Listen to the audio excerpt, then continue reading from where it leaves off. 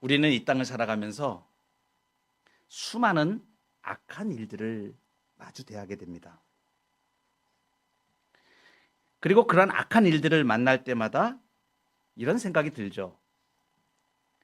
하나님이 살아계시다면 도대체 이런 악한 자들이 판을 치도록 내버려 두실 수 있을까? 하나님께서 악도 허용하셨다고, 그런 작정을 하셨다고 우리가 말씀을 배워도 우리 마음속에서 잘 실감이 나지가 않습니다. 그것은 왜 그러냐면 하나님의 작정은 우리 눈에 잘 보이지 않고 오히려 악한 현실은 우리 눈에 너무 많이 보이기 때문입니다.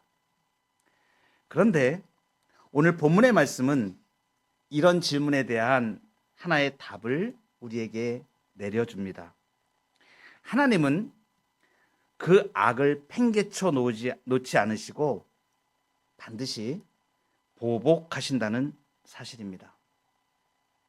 지난 시간에 우리는 헤롯 왕, 헤롯 아그리파 1세가 초대 예루살렘 교회를 박해하는 내용을 보았습니다. 예수 믿는다고 해서 사도 야고보를 참수형시키고 유대주의자들에게 환심을 얻기 위하여 정략적으로 예루살렘 교회 지도자인 베드로를 옥에 가두고 처형하려던 그런 장면을 보았습니다. 이런 상황 속에서 하나님은 교회를 어떻게 보호하시는가? 하나님은 안토니오 요새 지하 감옥에서 베드로를 기적적으로 구출해 내셨습니다. 그렇지만 아직 헤롯 왕의 박해가 다 끝난 것은 아닙니다. 모든 권력을 다 가진 이 사람이 교회를 향한 핍박을 멈출 리가 없기 때문입니다. 이렇게 위태로운 상황이 계속되는 이 상황, 하나님은 교회와 성도를 어떻게 보호하시는가? 오늘 본문에서 교회의 대적자인 헤롯 아그리파 1세에게 하나님이 보복하심으로 교회와 성도를 보호하시는 말씀을 우리가 보게 됩니다. 대적자를 보복하시는 하나님. 거기에서 우리는 성도는 하나님의 구원을 보게 됩니다. 그러면 하나님께서 이렇게 대적자를 어떻게 보복하시는가? 첫째는 대적자의 눈을 어둡게 하십니다. 베드로가 갇혀있던 감옥에서 주의 능력으로 밤에 구출되었습니다. 날이 새자 베드로가 어떻게 되었는지 알지 못하여 소동이 벌어졌습니다. 헤롯은 베드로가 없었다는 사실을 듣고 먼저 베드로를 찾기 위해서 샅샅이 수색을 명했습니다. 그러나 찾을 수가 없었습니다. 오늘 본문 19절에 보면 헤롯이 그를 찾아도 보지 못하매 이렇게 말씀합니다. 보통 찾은 것이 아닙니다. 한 줄로 쓱 지나가지만 엄청나게 많은 군사를 동원하여 지금 자신의 모든 명예와 정치적인 이슈가 여기에 달려있기 때문에 이 베드로를 처형하는 것이 자신의 정치적으로 유대인들의 환심을 사고 모든 정치를 이끌어갈 수 있는 그러한 기회가 되기 때문에 결코 놓칠 수 없는 기회입니다. 그러니 얼마나 많은 군사를 풀어서 샅샅이 가가호호 수색을 했겠습니까? 그런데 찾을 수가 없었던 것입니다. 찾아도 보지 못하매. 이렇게 베드로가 파수꾼들을 그냥 통과할 수 있었는지, 어떻게 통과할 수 있었는지, 그 잠긴 쇠문을 어떻게 빠져나갈 수 있었는지, 이 사건의 경위와 이 베드로의 행적을 찾을 수 없자 이 헤롯 왕이 택한 것은 파수꾼들을 사형에 처하는 일이었습니다. 헤롯은 막강한 정보와 군사력을 가지고 있던 왕입니다. 그런데도 헤롯이 그를 찾아도 보지 못했다. 이 사실이 무엇을 말해줄까요? 하나님이 대적의 눈을 가리신 겁니다. 찾지 못하게 하나님께서 그 눈을 가리신 거예요. 하나님이 성도를 보호하시는 방식은 매우 신기합니다. 날개 아래 숨기듯이 보호하시기도 하시고 은밀한 곳에 숨기듯이 보호하십니다. 대적자의 눈이 어두워져 보지 못하게 하시는 것이죠. 대적자의 눈을 어둡게 하십니다. 하나님이 대적자의 눈을 어둡게 한 그러한 일이 성경 곳곳에 나옵니다. 창세기 19장에 가보면 소돔과 고모라 성이 매우 범죄를 너무 악한 범죄로 치닫고 있어서 하나님께서 이들을 심판하시려고 작정을 하십니다.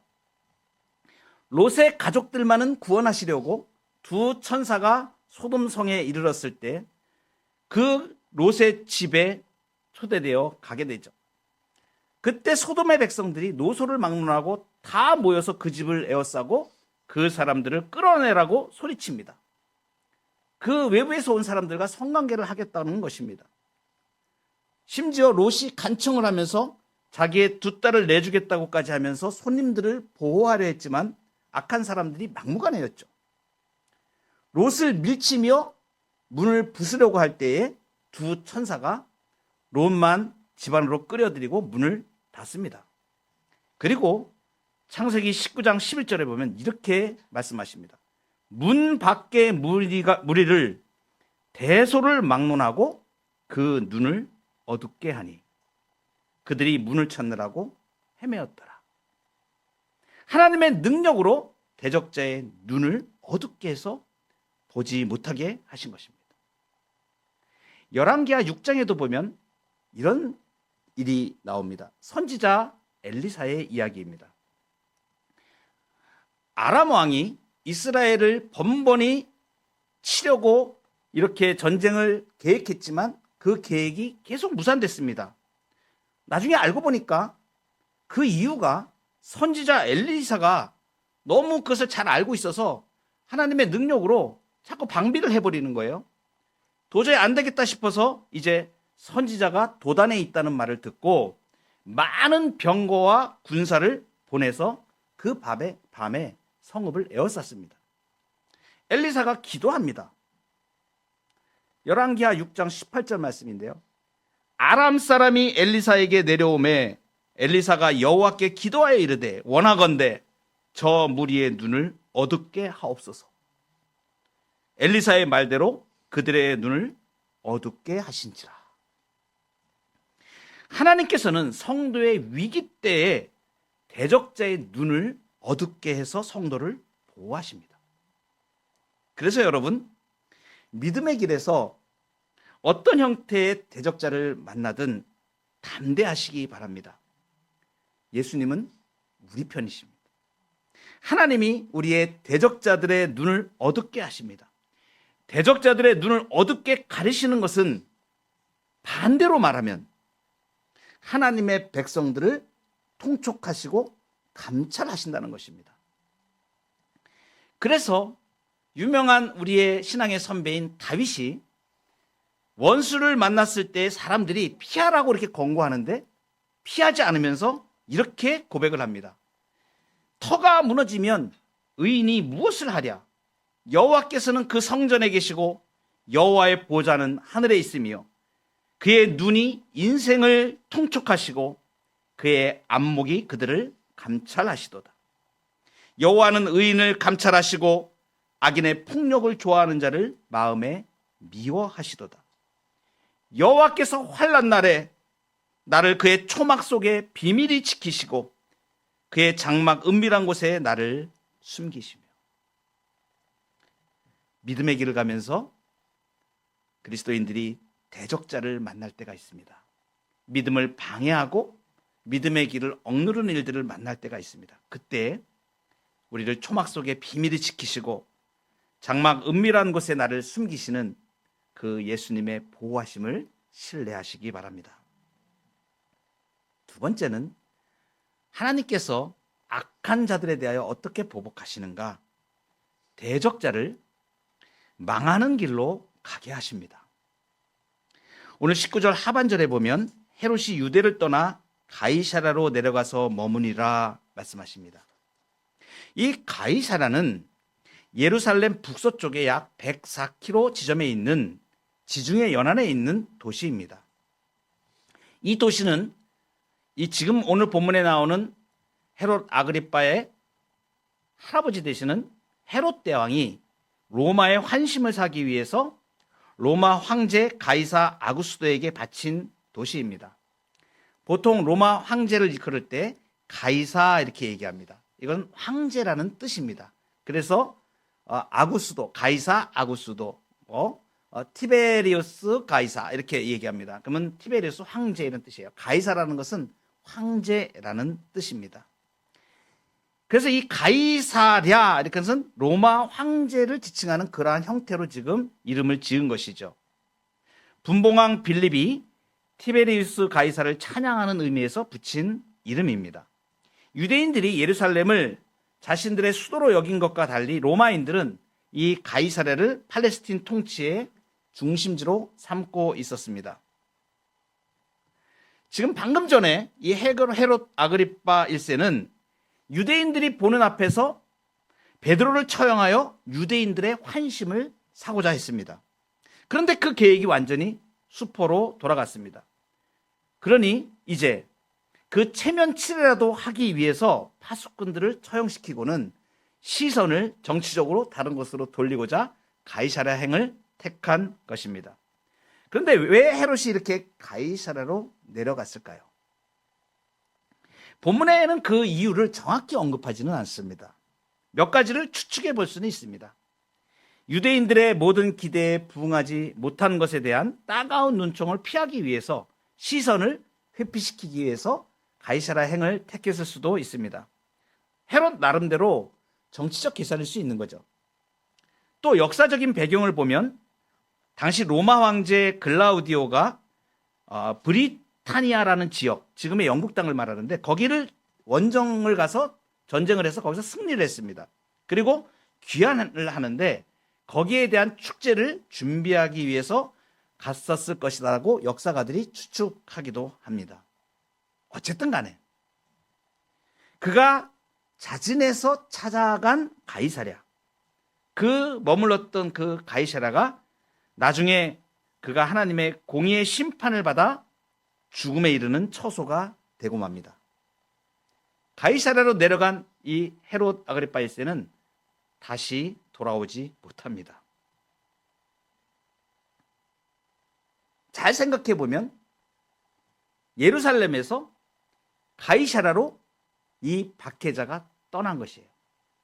그런데 이 헤롯 아그리빠 1세에 대해서는 망하는 길로 가게 된 거고, 동시에 예루살렘은 그 박해자가 가버렸기 때문에 그 박해에서 자유로워진다는 것을 말합니다.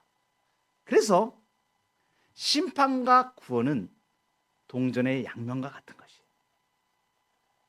하나님을 대적하는, 교회를 대적하는, 성도를 대적하는 악인에 대하여는 심판으로, 그리고 그 사건이 바로 하나님의 백성에 대해서는 구원이 되는 것입니다. 우리는 역사를 해석할 때 하나님의 작정을 믿습니다. 하나님이 원하시지 않는 일은 결코 일어나지 않습니다. 그리고 하나님이 원하시는 일은 반드시 일어납니다. 대적자를 망하는 길로 가게 하심으로 성도를 구원하시는 것을 오늘 그대로 보여주는 거예요. 잠언 4장 18절에 이렇게 말씀하십니다. 의인의 길은 돋는 햇살 같아서 크게 빛나 한낮의 광명에 이르거니와 악인의 길은 어둠 같아서 그가 걸려 넘어져도 그것이 무엇인지 깨닫지 못하느니라. 무릇 의인의 길은 여호와께서 인정하시나 악인의 길은 망하리로다. 악인의 길은 망하리로다. 하나님께서 주권적인 역사로 대적자를 망하는 길로 가게 하시는 거예요. 마지막으로 하나님께서 보복하시는 하나님으로, 심판하시는 하나님으로 어떻게 하시는가? 대적자의 생명을 취하십니다. 헤롯 왕이 가이사랴에 머물면서 있었던 사건을 오늘 본문 20절부터 23절 사이에 기록해주고 있습니다. 두로와 시돈 지역 사람들이 언급되죠. 두로와 시돈은 가이사랴 북쪽으로 있는 도시들입니다. 무역으로 인해서 부유한 항구 도시였습니다. 이들은 헤롯이 식량 공급을 중단시키는 금수 조치로 어려움을 겪고 있었습니다. 아마도 세금 문제이거나 이런 문제가 있었던 것 같습니다. 그래서 로마에 바쳐지는 것과 그리고 이 헤롯이 다스리는 팔레스틴, 유대에 바치는 것과 이런 문제들이 얽혀져 있었던 것으로 보입니다. 그래서 이 두로와 시돈 지역은 농사를 안 짓기 때문에 곡물이 없는 지역이에요. 그래서 곡물이 있는 지역에 이러한 무역으로 있는 나무라든가 이런 것을 교환해서 식량을 공급받아야만 살 수 있는 도시였습니다. 그런데 식량 공급 조치가 금수돼 버리니까, 금수 조치가 내려져 버리니까 굉장한 곤란을 겪고 있었던 것이죠. 이 문제를 해결하려고 헤롯의 신임을 받고 있는 재정 담당관인 블라스도를 설득해서 헤롯의 노여움을 풀려고 시도를 합니다. 그래서 그러한 일이 통해서 헤롯이 이제 그 금수 조치를 풀고 이 지역의 사람들을 환심을 다시 사는 쪽으로 결정을 하고 헤롯이 연설을 합니다. 헤롯은 날을 정해서 왕복을 입고 단상에 앉아서 백성들에게 연설을 합니다. 본문에 기록된 누가의 표현은 간단히 그냥 왕복을 입었다 이렇게 표현합니다. 그리고 단상에 앉았다고 하는데 이 단상이 위치한 이곳은 지중해 바다 곁에 있는 그리스 양식으로 된 로마 원형 경기장으로 추정됩니다. 저는 이스라엘을 여행 갔을 때 직접 이곳을 가 보았습니다. 굉장히 원형 경기장이 굉장히 크게 돼 있고 전차가 이렇게 사람들이 다 삥 둘러서 많은 인파들이 다 관람할 수 있도록 원형 경기장을 만들고 그리고 거기에서 웅장한 그러한 단상도 있고 거대한 구조물의 그 터들을 제가 다 돌아보고 왔었는데 참 로마가 지배했던 그러한 상태의 그 땅 지역에 그 가이사랴가 얼마나 많은 건축물을 구조물을 가졌었던가 이런 것들을 제가 다 보고 왔습니다. 수많은 인파가 모였을 것입니다. 지금 이 본문의 상황이 바로 그런 상황입니다. 역사가인 그 요세푸스가 고대사라는 그러한 역사 기록물을 남겼는데 그 기록에 의하면 헤롯 왕이 입은 왕복은 길고 헐거운 은색이었습니다. 그리고 그 은색 겉옷이 태양 광선의 반사가 되면서 찬란한 빛이 발산되었습니다. 이렇게 화려한 복장은 그곳에 모인 많은 백성들에게 왕의 위엄을 과시하는 큰 효과를 만들어냈습니다. 헤롯은 그렇게 당당하고 위험찬 모습으로 백성들 앞에 앉아서 연설을 하였죠. 이렇게 연설하였을 것입니다. 백성들에게 만족을 주고자 하는 의도로. 이렇게 헤롯이 두로와 시돈 사람들에게 아주 좋은 그런 만족할 만한 연설을 했다는 것이 바로 이어서 증명이 되죠. 백성들의 열렬한 함성이 그것을 증명합니다. 이것은 사람의 소리가 아니다. 이것은 하나님의 소리다. 지금 사람 헤롯 왕이 연설한 걸 가지고 하나님의 소리라고 외친 것입니다. 이 헤롯은 백성들이 자신을 높이며 찬양했을 때 겸손함으로 자신을 낮추는 것이 아니라 자신을 신격화하는 그들의 소리를 좋아하면서 이러한 외침을 허용했습니다. 피조물된 인간으로서 자신의 한계를 망각한 심각한 무지이고 하나님 앞에 큰 죄악인 것입니다. 이때 헤롯에게 무슨 일이 일어납니까?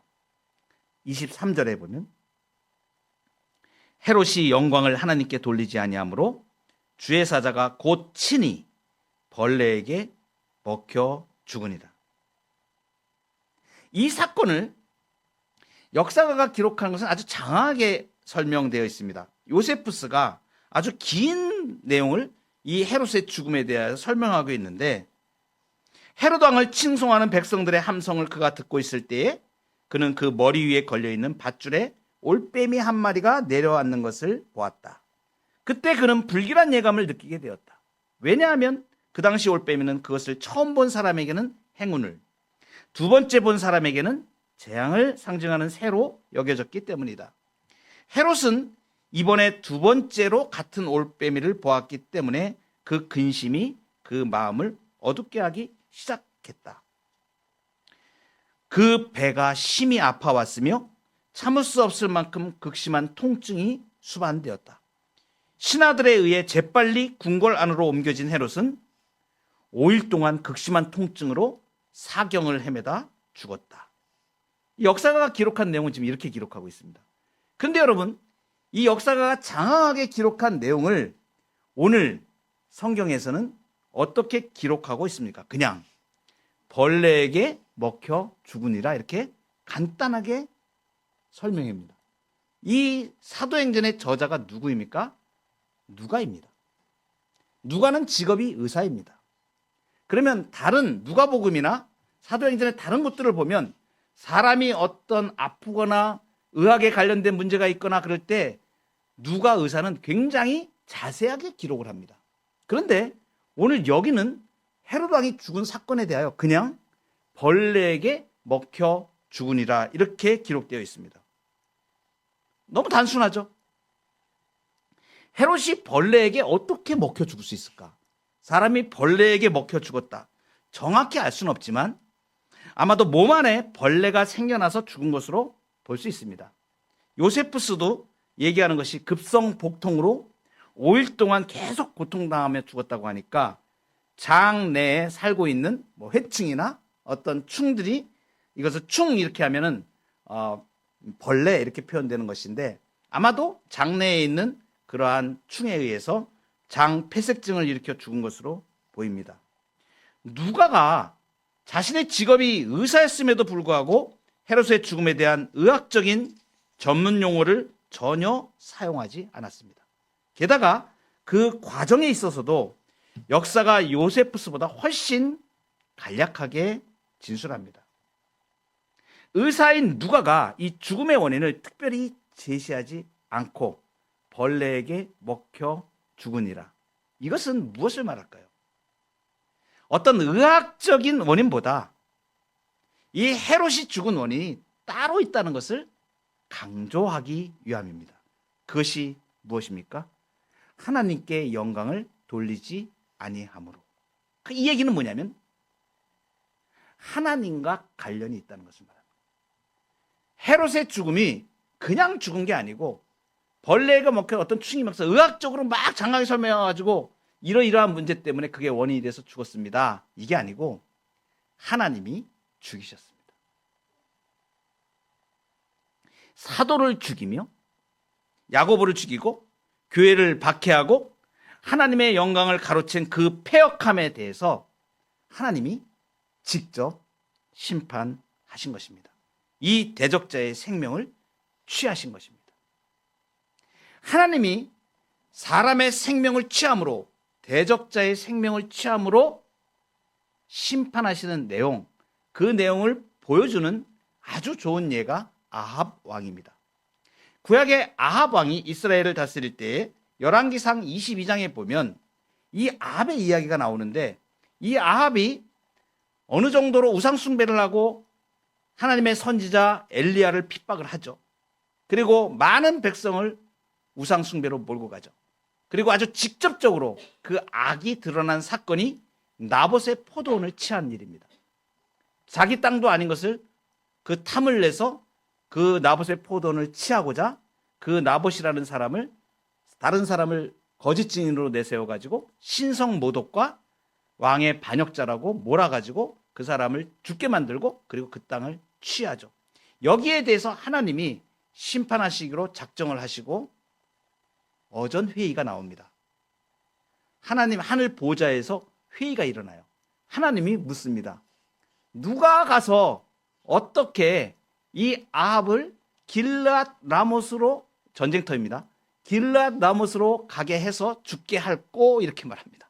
그때 한 영이 나타나서 제가 가서 거짓 선지자의 입에 말을 담아서 그를 길르앗 라못으로 가게 하겠습니다. 이 내용을 미가야 선지자가 이야기를 합니다. 직접. 그런데 그때 거짓 선지자 시드기야의 말을 듣고 아합 왕이 결정을 하죠. 미가야가 말한 거 저거 거짓말이야. 그리고 거짓 선지자의 말을 따라가지고 길르앗 라못의 아람과의 전쟁에 나갑니다. 여호사밧, 남왕국의 여호사밧 왕과 연합전선을 가지고 아람과 대적하여 전장에 나가죠. 기가 막힌 수를 하나 냅니다. 내가 왕복을 입고 나가서 싸우면 내가 표적이 될 수 있으니까 나는 일반 병사로 변장을 하고 여호사밧 왕만 왕복을 입혀서 나가게 싸워야 되겠다. 이렇게 생각을 하고 아합 왕이 그걸 제안을 합니다.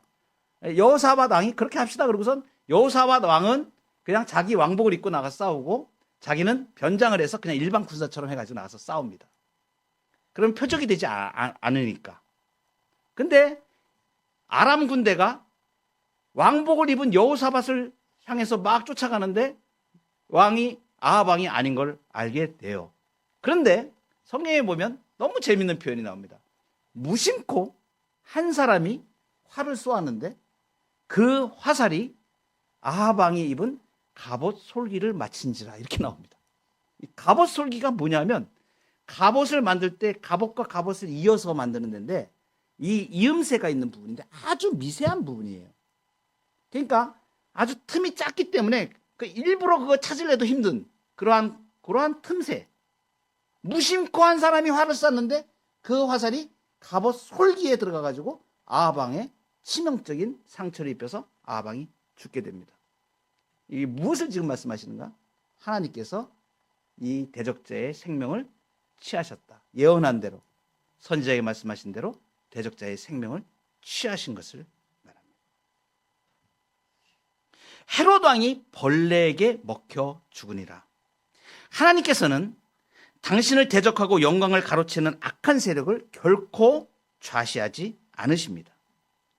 악인에 대한 궁극적인 심판은 마지막 날에 반드시 있을 것입니다. 그러나 하나님이 원하시면 이 땅에서도 언제든지 심판하실 수 있습니다. 그래서 성도는 박해자 앞에서 담대할 수 있습니다. 박해자 헤롯의 죽음에 이어지는 하나님의 말씀을 보십시오. 24절입니다. 하나님의 말씀은 흥황하여 더하더라. 박해자는 하나님께서 제거하시고 하나님의 말씀은 흥황하여 더하도록 교회를 보호하십니다. 성도는 그래서 이 땅을 살아가면서 믿음의 박해를 받을 때 결코 두려워하지 않을 수 있는 것입니다. 믿음의 길에서 대적자를 만날 때 이 사실을 기억하시기 바랍니다. 하나님이 보복하십니다. 대적자의 눈을 어둡게 하십니다. 대적자를 망하는 길로 가게 하십니다. 그리고 급기야 대적자의 생명을 거두시기까지 하시면서 교회의 사명을 감당할 수 있도록 우리를 보호하시고 인도해 가십니다. 어떤 상황이든지 어떤 형편이든지 예수께서 우리의 보호자가 되시고 우리의 인도자가 되십니다. 그분을 신뢰하며 믿음 가운데 서가는 저와 여러분 되기를 소망합니다.